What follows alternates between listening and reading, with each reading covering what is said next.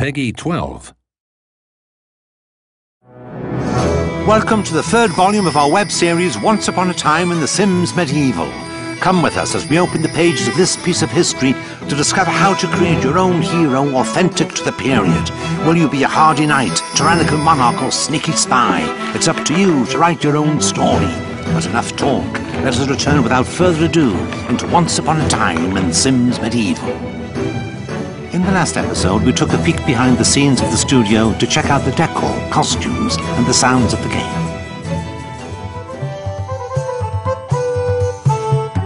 Now let's talk about the most fundamental element of all in your game, your hero. Use your own very creative workshop and make your hero as gorgeous and as unique as you like.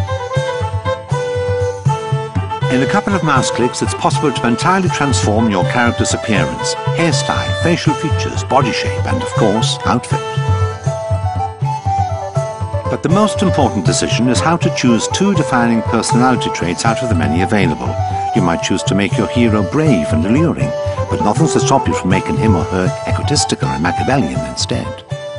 My name is Samantha Lau. I am the Senior Product Manager for the Sims Medieval. The traits themselves range from the obvious traits, such as the chivalrous, adventurous, and scholarly traits, to the not-so-obvious traits like the whale ate my parents traits. These traits come with unique actions, wants, and needs that will really make the Sims come to life and have distinct and unique personalities. But every hero has a fatal flaw in the Sims Medieval, and yours is no exception. Choose wisely because it will influence the whole game. Hi, my name is Rachel Bernstein. I'm the senior producer for the Sims Medieval. The fatal flaw is actually something that can make it harder for your Sim to be successful in the world. So for example, your Sim might be a drunkard. A drunkard might not get any work done and be in constant search for alcohol, whereas a workaholic may get all of his work done but be in constant poor health due to lack of sleep.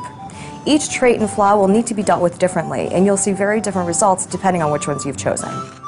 If your hero proves his or her bravery and courage throughout the epic quests, this fatal flaw could become a legendary trait. The life of your character can change just like that. A scared cat can become an audacious adventurer, a recluse a charismatic leader, but we won't reveal too many possibilities. It's up to you to discover exactly what kind of legend your medieval Sim will become. I'm Aaron Cohen, Senior Marketing Director for The Sims Medieval. You'll discover some features that feel like RPG features. And those features are things like quests, combat, crafting.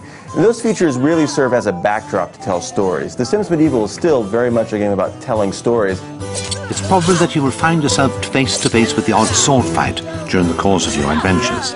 Seize the moment to discover a completely new side to The Sims. At the same time you're questing, you are worrying about your Sims' day-to-day lives, what their responsibilities are, what their jobs are, who they have relationships with. So you're constantly managing their day-to-day functions.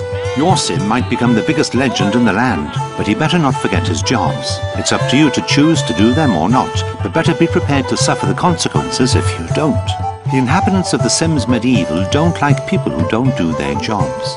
If the physician isn't handing out enough potions to the sick, or the blacksmith not forging armor fast enough, then one of the characters might well find himself in the stocks in the village square, under fire from rotten tomatoes. And then, even more severe, they could be pushed into the pit of judgment, where a monster awaits. And if the Sim is quite strong in combat, the Sim might be able to crawl his way out of that hole. However, most Sims will not. Most Sims who enter the pit of judgment will never return. That's a big risk to run if your Sim misses out on his daily chores. Or perhaps you've deliberately sent your hero to the pit of judgment to test his bravery. Remember, in The Sims Medieval, it's up to you to write your own history. Thus, the third volume of our ancient Once Upon a Time in The Sims Medieval draws to a close. In the next episode, we find out more about how quests work and how all actions have consequences. For the sake of your kingdom, miss not the fourth historic volume of Once Upon a Time in The Sims Medieval.